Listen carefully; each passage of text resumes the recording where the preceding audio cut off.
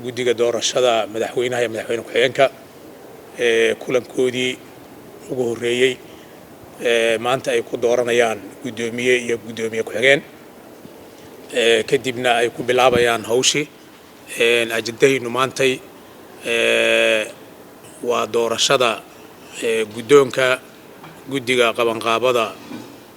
doorashada madaxweynaha iyo madaxweyne ku-xigeenka dowlad goboleedka Galmudug waxaa soo xaadira saakay kooramkii guddiga oo u dhan kadib waxaan ansixinaynaa ajandaha guddoonkeyna waxaan korjoogtaynaynaa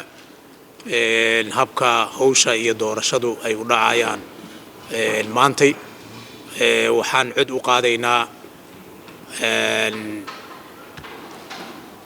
ajandaha inaan ansixino gacantaa loo taaga adinkoo mahadsan waa mahadsantihiin dejiya